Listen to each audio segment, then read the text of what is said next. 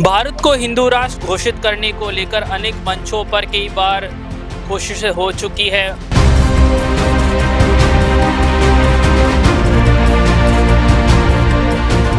इसके अनेक संत भारत को हिंदू राष्ट्र घोषित करने को लेकर अभियान चलाते रहे हैं। सामाजिक कार्यकर्ता भी भारत को हिंदू राष्ट्र घोषित करने के लिए अभियान चलाते रहे हैं। अगर हिंदू कहीं सुरक्षित है तो भारत ही है। ये राम और कृष्ण का देश है, यहाँ बाबर का कोई काम नहीं है। लेकिन एक जो बड़ी बात ये निकल के सामने आ रही है कि गैर हिंदू लोगों का मंदिरों में प्रवेश वर्जित होना चाहिए। 12 ज्योतिर्लिंगों के लिए ये बात कही जा रही है इसको लेकर। और हमारे जो मंदिर के स्थल है वो साधना और ध्यान के स्थल है, पर्यटन के स्थल नहीं। इसको लेकर क्या बोलेंगे? सनातन धर्म को खत्म करोगे तुम खत्म हो जाओगे। कि काफिरों खत्म करो, हिंदुओं खत्म करो, तुम कर दोगे? तुम्हारे बाप की औकात नहीं है। इतने साल मुगल राज कर गए, वो सनातन धर्म को खत्म नहीं कर सके, तुम क्या करोगे?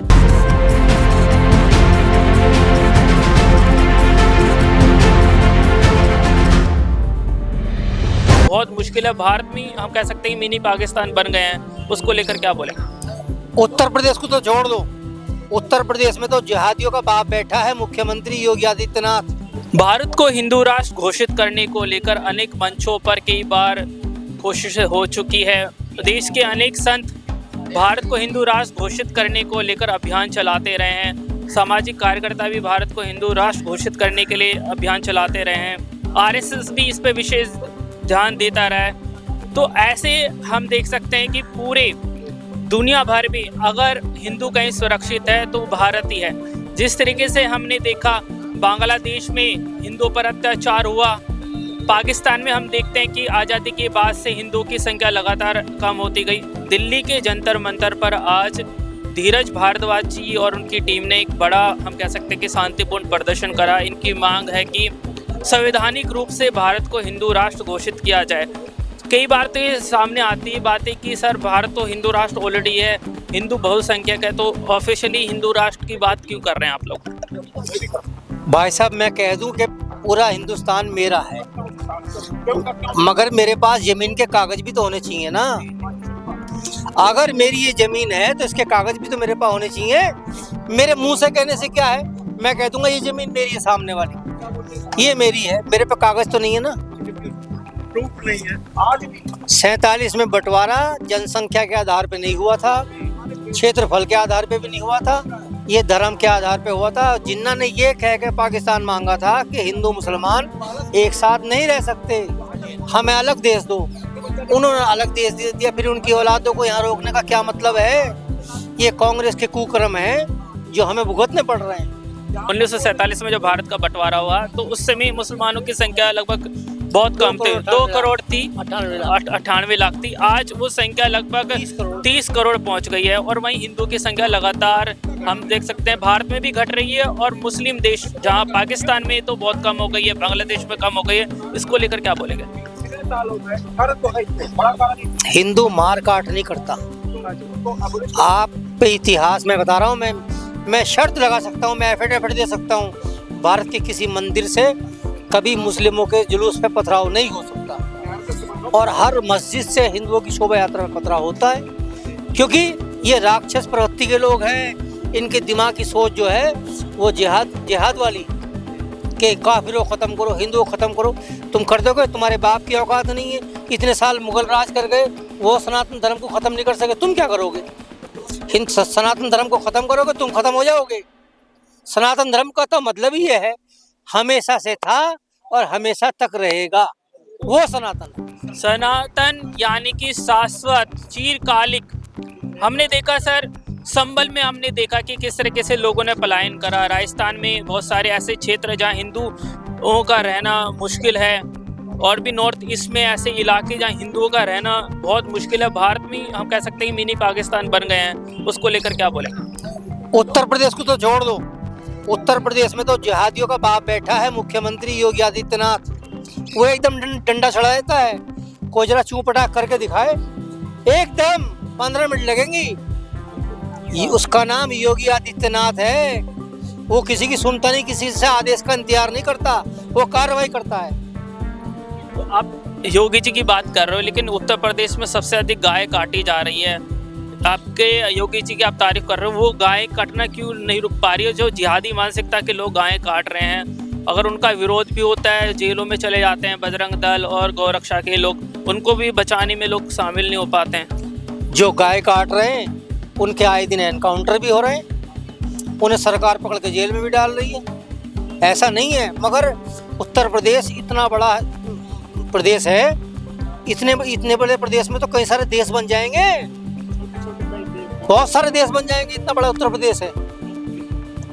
हमारी हिंदू, हम कह सकते हैं बहुत सेकुलर अपने आप को दिखाने की कोशिश करते हैं, मस्जिदों में भी चले जाते हैं, मज़ारों पे भी जाते हैं, और जिस तरीके से हमने देखा अभी अमृतसर में गोल्डन टेम्पल, हम कह सकते हैं कि सिखों के लिए एक पवित्र स्थान है, वहाँ पे भी एक मुस्लिम युवक वजू करता है। तो ऐसी घटनाएं लगातार देश में बढ़ रही है, हमारे मंदिरों में भी ऐसे प्रकार की गतिविधि हो रही है। ये लोग नफरत का माहौल बना रहे हैं पूरे देश में, और ये बना 1990 के बाद। 1990 से पहले तो सब भाईचारे का शरबत पी रहे थे। वो जब से बाबरी मस्जिद गिरी, तब से देख लो आप इनका क्या हाल है। ये पूरे देश में नफरत का माहौल पैदा कर रहे हैं, और ये हमें नुकसान नहीं देगा। आज इनका सम्मान किसी देश में नहीं है, हर देश में इनके करते हैं, और इनकी कोई वैल्यू नहीं है, कोई इनकी इज्जत नहीं। हम भारत को छोड़ो, दुनिया का कोई देश किसी मुसलमान का सम्मान नहीं करता। ये राम और कृष्ण का देश है, यहाँ बाबर का कोई काम नहीं है। लेकिन हम पश्चिम बंगाल में तो बाबरी मस्जिद, वहाँ का टीएमसी का विधायक था हुमायूं कबीर, वो बनवा रहा है, आप लोग क्यों नहीं रोक रहे हैं उसको? देखो एक बात सुनो, ये पहले जब छोटा सा घाव था तब इस पर ध्यान नहीं दिया, अब ये घाव बड़ा बन गया तो इसे भरने में थोड़ा टाइम लगेगा। ये आज का घाव नहीं है जिसे आप एक दिन में भर दोगे, ये पुराना घाव है। सरकारों ने, कांग्रेस की सरकारें थी, वामपंथियों की सरकारें थी, इन्होंने बढ़ावा दिया, और बढ़ावा होते होते घाव बड़ा हो गया। अब ऐसा नहीं है, सुधार तो होगा, प्रकृति का नियम है, बदलाव आज नहीं तो कल होगा। जहाँ जगह मिल रही है वहाँ सफेद चादर डाल दी जा रही है, कब्जा कर लिया जा रहा है, 4 लेन है, हाईवे पे हो रहा है। उत्तराखंड में उत्तराखंड सरकार ने हजारों अवैध मजारों को ध्वस्त कर दिया, हजारों को, बाबा भी तो धामी सरकार ने।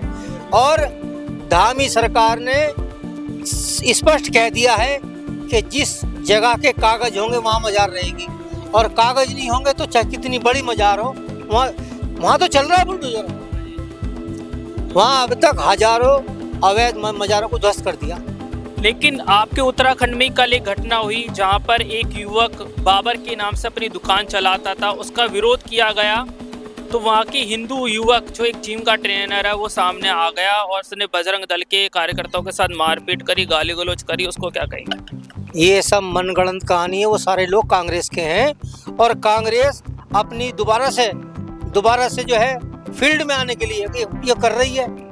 कुछ भी नहीं है, वो तो सारे लोग खुश हैं। एक ही आदमी नाराज है क्या पूरे कोटद्वार में? ये घटना कोटद्वार की है, और वो लड़का जो दीपक है उसने नाम क्या के मोहम्मद लगा लिया, मोहम्मद दीपक, क्योंकि वो खुद कांग्रेस का कार्यकर्ता है। और कांग्रेस ही तो पहले से ही, कांग्रेस की नीति स्पष्ट है, मुस्लिमों को भला करना। पर्सनल लॉ बोर्ड बनाया इन्होंने, वक्फ बोर्ड बनाया कांग्रेस ने, और ये क्या नाम, ये जो है एक और है विरोधी कानून। एक मैं यहाँ पे आपने जो कानून बोला, माफी चाहूंगा। हाँ, जहाँ से हम लोग फंडामेंटल राइट्स है, ठीक है, फंडामेंटल राइट्स से क्या, उसमें सबसे बड़ा ये ले लो, right to equality. Right to equality का मतलब क्या है?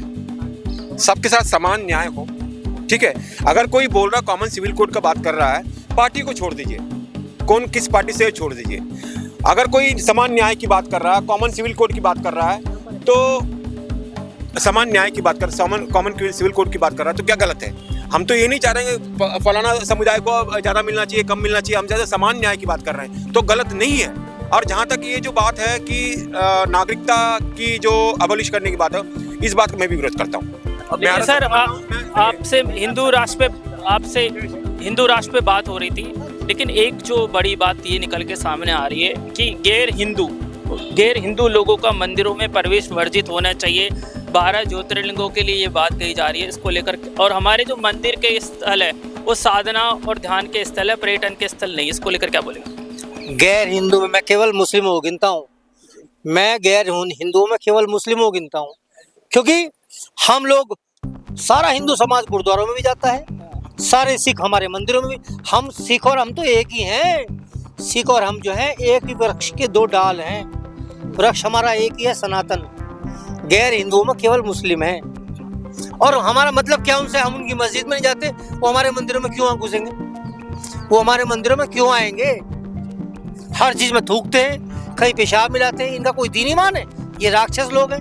लेकिन लव जिहाद पे कुछ राज्यों में तो कानून बन गया, उत्तराखंड में बन चुका है, पूरे भारत में क्यों नहीं बन पा रहा है? लव जिहाद लगातार हिंदू लड़कियों के साथ हो रहा है। देखो, राजनीति हमारा विषय तो है नहीं, मगर हम फिर भी कहेंगे कि धीरे धीरे सब कुछ होगा, ऐसी बात नहीं है। अब आप क्या चाहते हो? हिंदू राष्ट्र कैसे घोषित होगा? क्या प्रक्रिया होनी चाहिए? ये केवल ये 42वां संविधान संशोधन रद्द हो जा और इसमें से धर्मनिरपेक्ष शब्द हट जा।